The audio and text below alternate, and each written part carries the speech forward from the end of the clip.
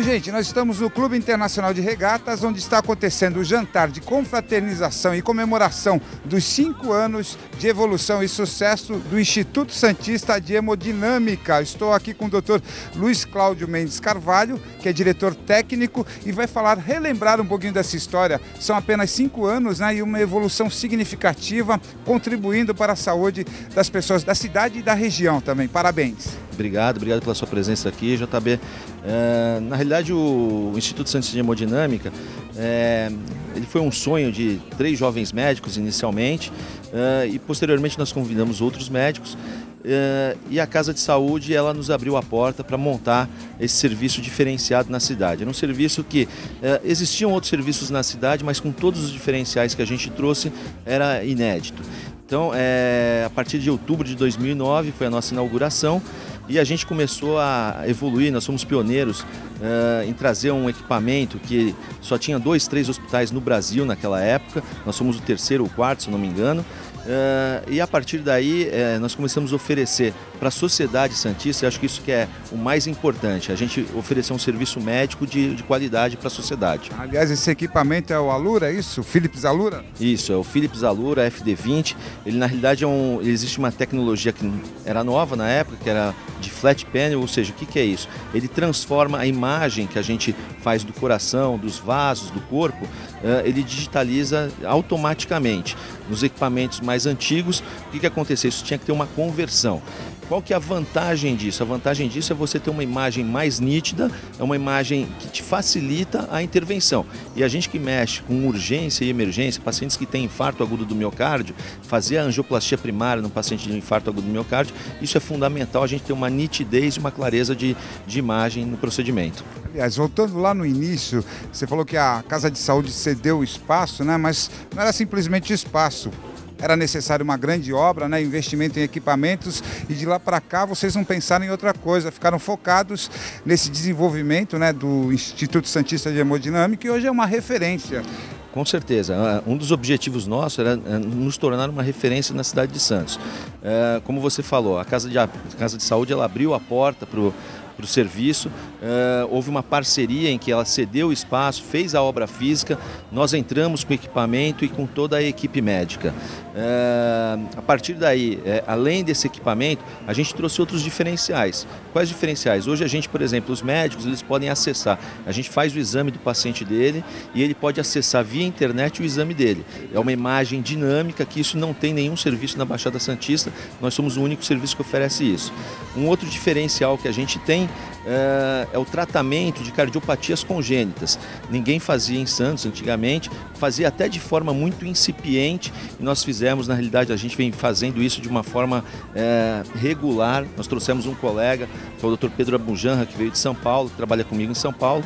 Nós trouxemos ele, na realidade, para nos ajudar a desenvolver esse pedaço que estava faltando aqui na cardiologia da cidade. Aliás, eu queria convidá-los a acessar o site do Instituto Santista de Hemodinâmica, porque lá tem uns depoimentos emocionantes até de pessoas que passaram por lá, algumas que foram para outros tratamentos na Casa de Saúde, acabaram sendo encaminhadas e tiveram um diagnóstico a tempo e conseguiram prevenir até um infarto, enfim, alguma outra coisa mais grave. Exatamente. Assim, eu sou cardiologista intervencionista. Então a especialidade da gente atua principalmente em paciente que a gente chama de paciente coronariano. O paciente coronariano é aquele paciente que tem angina. A angina é aquilo que antecede o infarto. Então, às vezes, os colegas que são clínicos detectam nos seus consultórios e encaminham para a gente ver onde que estão as obstruções. E aí a gente tem 3 formas de tratamento. Esse paciente, a gente detecta a obstrução, depende do grau de obstrução, de quantas obstruções, quantos vasos estão obstruídos. Você vai ter 3 tipos de tratamento. Ou você vai manter esse paciente em tratamento medicamentoso, com remédio, ou você pode fazer o que a gente faz, que é a angioplastia coronária com implante de stent, ou esse paciente, às vezes quando não dá para tratar de uma ou de outra forma, ele tem que ser encaminhado para a cirurgia cardíaca, né? E a gente tem uma expertise muito grande no tratamento do paciente que chega com infarto. A gente tem uma equipe que atua 24 horas, seja qualquer dia da semana, feriado, sábado, domingo. O paciente chegou na Casa de Saúde com infarto agudo do miocárdio, acionou a nossa equipe imediatamente, em 30 minutos está todo tudo montado e a gente intervém e abre aquela artéria que está obstruída, levando ao infarto desse paciente, salvando a vida dele. Exatamente. Ó, vou conversar com mais diretores do Instituto Santista de Hemodinâmica que estão celebrando aqui os 5 anos de investimentos, tenacidade, sucesso desse instituto que realmente salva vidas e contribui para a saúde de todos. Doutor Luiz Cláudio, parabéns. Obrigado, viu?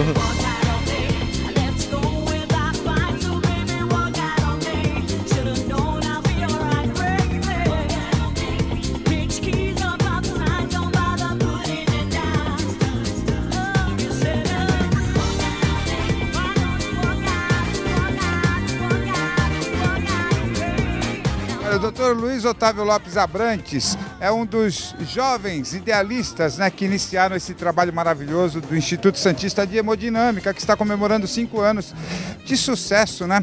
Aliás, sucesso nos tratamentos. Existe uma estatística aí, uns dados, que 98% dos tratamentos realizados foram de sucesso. Isso é um número significativo. Exatamente. Eu acho que a gente vem bastante compatível com os melhores centros do país e mesmo internacionais, nossos números são bem expressivos e realmente eu acho que isso é um fruto de um trabalho aí feito ao longo do tempo, né? Então, 5 anos se passam. Parece que foi ontem que a gente fez o primeiro exame, né? E graças a Deus a gente vem com esse sucesso todo aí nos resultados finais e uma perspectiva melhor de vida para os pacientes. Queria que você falasse um pouquinho sobre a estimulação cardíaca artificial. O senhor é diretor administrativo, mas também cuida dessa especialidade, é isso? Sim. Eu sou médico, tenho especialização na cardiologia e uma subespecialização na parte de estimulação cardíaca, que seria o médico que mexe com a parte de arritmias cardíacas, né? A estimulação cardíaca, na verdade, a gente mexe com marca-passo, desfibrilador, ressincronizador e toda a parte de eletrofisiologia também a gente faz no Instituto, que é a parte de ablação para tratar tanto as taquiarritmias quanto as bradiarritmias, que são as arritmias que levam o coração muito acelerado, algumas delas podem ser fatais, e outras que o coração muito lento. Então, ambos os tipos de procedimento a gente faz no Instituto e, graças a Deus, tem feito com bastante sucesso. Doutor, os pacientes eles vão diretamente ao Instituto ou são encaminhados por outros médicos? Como é que isso se processa? Na verdade, a gente tem são médicos que confiam no nosso serviço e passam com seus cardiologistas, o cirurgião vascular ou mesmo o clínico, passam nos seus exames de rotina e detectam algum problema que merece uma investigação mais profunda, né? Aí esses médicos acabam encaminhando realmente os pacientes para a gente e a gente faz essa investigação realmente para ver se existe algum problema e se requer um tratamento. Outra fonte de encaminhamento também é o próprio paciente que chega com uma dor no peito, ou chega com uma arritmia, vai procurar o pronto-socorro da casa de saúde e realmente detecta-se um problema que o paciente tem que ficar internado e aí sim solicita-se o exame para ver realmente o que está acontecendo, uma investigação mais profunda. Vocês têm um plantão 24 horas e em 30 minutos vocês montam toda uma estrutura para um atendimento de emergência, se for o caso. O serviço ele tem que funcionar 24 horas, ele é acionado um serviço de emergência quando um paciente, por exemplo, tem uma dor no peito, diagnosticado um infarto, e aí você tem, o que a gente fala sempre na medicina é que tempo é miocárdio, ou seja, quanto mais tempo demora, menores são as chances de sucesso. Então, um paciente que tem uma dor no peito, ele vai no hospital, faz um eletro, o médico do pronto-socorro detecta um infarto, aciona rapidamente o serviço de hemodinâmica para vir realmente tratar esse infarto. Quanto mais rápido for o diagnóstico e o tratamento, mais a gente consegue salvar o músculo do coração e melhora o resultado final. A junção de fatores de risco que a gente fala é o que leva o paciente a ter um infarto. Então, são os hábitos sedentarismo, tabagismo, obesidade, hipertensão, diabetes, colesterol alto, tudo isso aumenta bastante o risco. A gente sabe que o tipo de dieta que somente o brasileiro vem tendo, cada vez mais obeso, sedentário, estressado, sem tempo de fazer atividade física, acaba levando ao infarto. O mal do século realmente são as doenças cardiovasculares. A doença cardiovascular é o maior motivo de causa de óbito nos países desenvolvidos e em desenvolvimento. Então, não tem o que discutir. Realmente tem que se investir, tem que se preocupar e tem que ter uma investigação precoce e um tratamento precoce para o melhor resultado. My family, we will all just be as one. We know that nothing will be there. Our people wearing smiles as they dance in the sun. A little break for the season. The time of year where days run. Olha, o Dr. Jairão Nascimento Alencar também faz parte desse grupo aí, empreendedor. E o assunto hoje sobre saúde é importante, não é chato não, é um assunto que a gente tem que se ligar, prestar atenção para prevenir muitas doenças, né? E vocês, através do Instituto Santista de Hemodinâmica, né, super aparelhados, com grandes profissionais, contribuem para a saúde da população, né? Ou seja, é importante que as pessoas pensem preventivamente, façam exames periódicos, né, para evitar problemas maiores no futuro. Com certeza, né? Nós atuamos assim na doença mais comum, a principal causa de óbito, né, em todo o mundo ainda é a doença cardiovascular, né? Nós geralmente pegamos os pacientes já com a doença estabelecida, né? Existe como prevenir, mas geralmente já pegamos o paciente com um infarto ou um quadro de angina instável e nós então intervimos para tentar então tratar e muitas vezes tirar o paciente do risco de morte.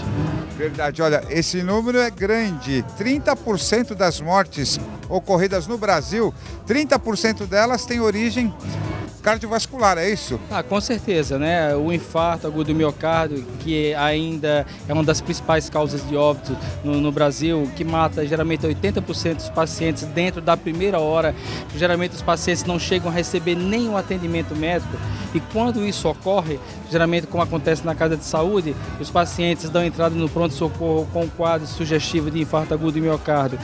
É levado pelo o cardiologista clínico ou o clínico geral, faz o diagnóstico da doença coronariana, da síndrome coronariana aguda. E aí ele entra em contato conosco, nós então podemos então intervir e através do exame de cateterismo fazer o diagnóstico da etiologia, do que está causando essa síndrome coronariana aguda e muitas vezes nós podemos intervir e mudar o curso da história.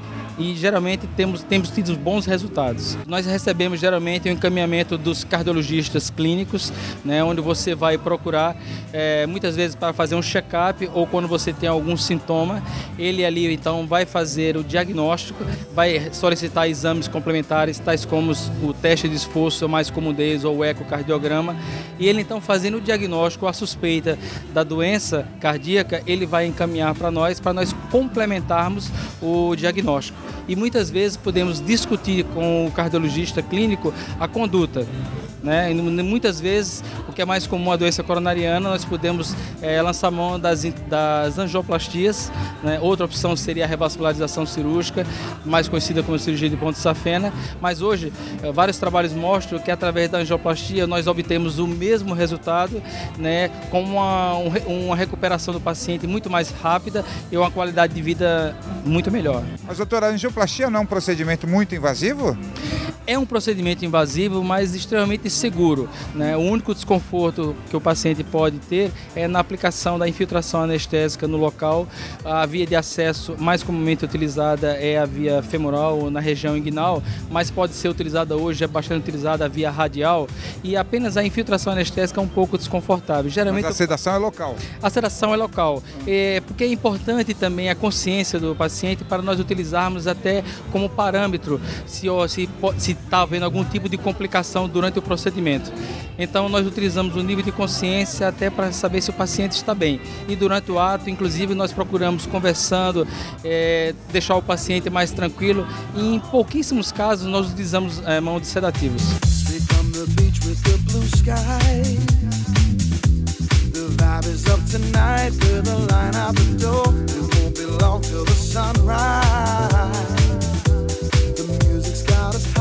And we're asking for more. Don't want an end to this feeling.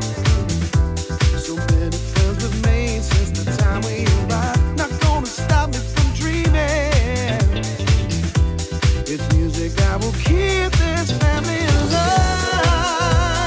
Let the music take control. This car is moving too